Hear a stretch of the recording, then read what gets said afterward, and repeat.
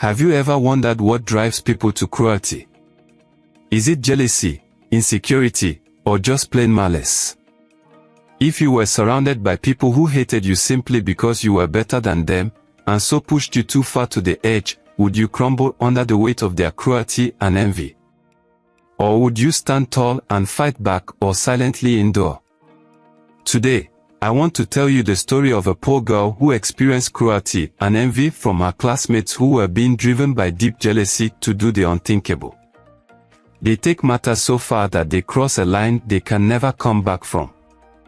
This story will take you to the corridors of Starlight International Academy, a school where wealth and privilege dictate the social ladder, until one poor girl steps in and shakes the entire system. But as you listen, I want your opinion. Did they deserve what happened to them in the end? Let me hear from you in the comments. The school bell rang sharply as the gates of Starlight International Academy swung open for the new term. Students in their designer uniforms and shiny leather shoes sauntered in, laughing, chatting, and occasionally snapping selfies by the sprawling fountain at the entrance. Among them, Amoka stepped in timidly, clutching her second-hand backpack. She had earned a scholarship to the most prestigious school in the city, a chance to rewrite her future. Her uniform was neat but clearly second-hand, and her shoes, though polished, bore the scuffs of many years. The whispers began almost immediately. "Who's that?" one girl in a glossy silk headband murmured. "I heard she's the scholarship student," replied another with a scoff. "Can you imagine? I didn't know they let people like her in here." Amoka tried to focus on finding her locker, but the eyes of the other students followed her every move.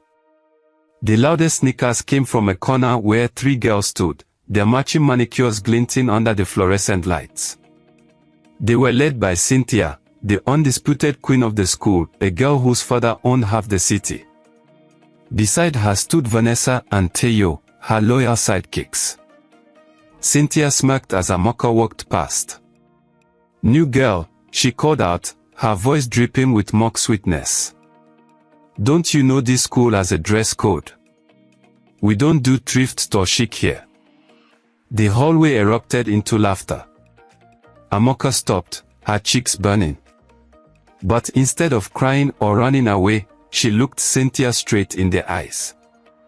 "I came here to learn, not to impress you," she said quietly before walking away. The laughter faded, and for a moment, Cynthia's smirk faltered. But then she flipped her hair and turned to her friends. "This is going to be fun," she said with a sly grin. Brilliance breeds jealousy. From the very first week, it became clear that Amoka was no ordinary student. She aced every test, often leaving even the best of the rich kids far behind. Teachers praised her constantly, using her work as an example during lessons. But the more Amoka shone, the more Cynthia's jealousy grew. For years, Cynthia had been the star of the class, not because of her intelligence but because no one dared to outshine her. And now, here was this girl, this nobody, stealing her spotlight. The tension boiled over one afternoon in the chemistry lab. Mr. Ade, the teacher, had just handed back the test results. Once again, Amoka scored the highest, he announced, holding up her paper with a proud smile. The class groaned, but Cynthia's nails dug into her desk. When she saw her own score, barely a pass, her anger turned to rage. After class, Cynthia cornered Amoka by the lockers. "You think you're so smart, don't you?" she sneered. "Just because you can memorize a few textbooks doesn't mean you belong here." Amoka met her glare calmly. "If you spent as much time studying as you do bullying people, maybe you'd do better." The crowd of students gasped, and Cynthia's face turned red. She grabbed Amoka's books and threw them to the ground. "You regret this," she hissed before storming off. Cynthia's anger simmered for days, but she wasn't one to act impulsively. She needed a plan, a way to teach Amoka a lesson so harsh she'd never dare to cross her again. Sitting with Vanessa and Theo during lunch, she shared her idea. "This girl thinks she's untouchable," Cynthia said, her perfectly manicured fingers tapping the table. "She doesn't know who she's dealing with." Vanessa leaned in. "What are you thinking?" Cynthia smirked. "Something she won't forget. But we'll need help." Theo hesitated. "Don't you think you're taking this too far? She's just a girl." Cynthia shot her a glare. "If you're too scared, you can sit this one out." Theo looked away, but she didn't say another word. That afternoon, Cynthia called a group of local thugs her older brother knew, guys who would do anything for a quick payday. She met them behind the school and handed over a wad of cash. "There's a girl," she said, describing Amoka. "You'll find her after school tomorrow. Take her to the river behind the old mill. Make sure she doesn't come back." The men exchanged uneasy glances but nodded. "Consider it done," their leader said. The next day, Cynthia and her crew put their plan into motion. After the final bell, Amoka was walking home alone, as she always did.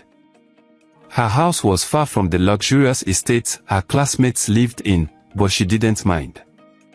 It was quiet, and she enjoyed the solitude. As she crossed an empty street, a black van screeched to a halt in front of her. The doors flew open, and two men jumped out, grabbing her before she could scream. They blindfolded her, tied her hands, and shoved her into the van. Inside, Amoka's heart raced.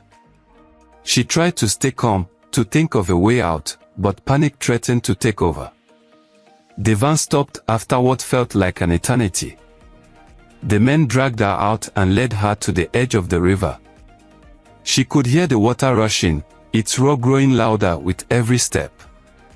"Cynthia sends her regards," one of the men said with a cruel laugh as they untied her hands.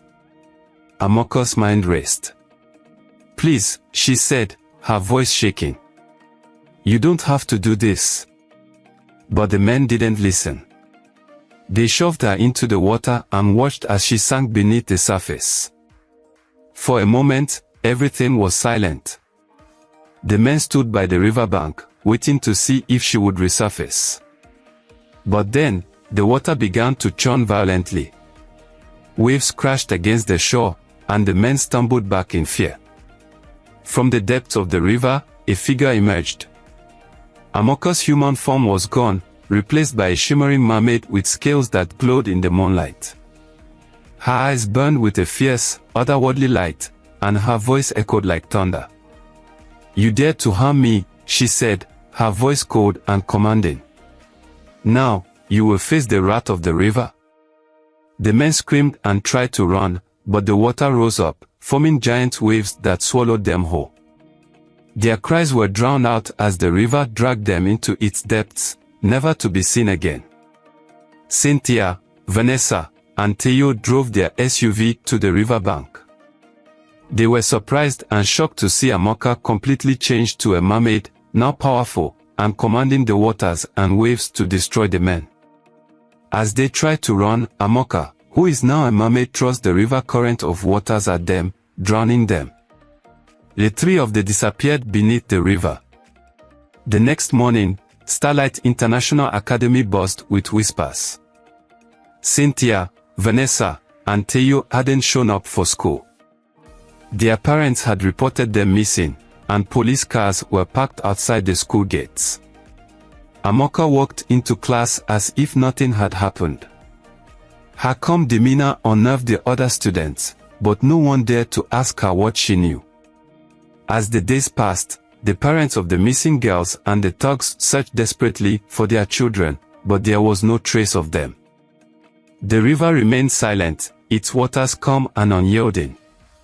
Amoka, meanwhile, continued to excel in her studies. She never spoke of what happened that night, and no one ever connected her to the disappearances. But those who had mocked her now avoided her, their fear palpable. The story of the missing students became a cautionary tale at Starlight International Academy. Students whispered about the mysterious girl who had survived against all odds, and some swore they saw her scales glinting in the sunlight when she walked by the fountain. And as for Amoka, she carried on, her secret buried deep within her. The river had given her a second chance, and she was determined to make the most of it. But every so often, when she passed by the river, she would pause, her gaze lingering on the water. It was a reminder, a warning, that some lines should never be crossed.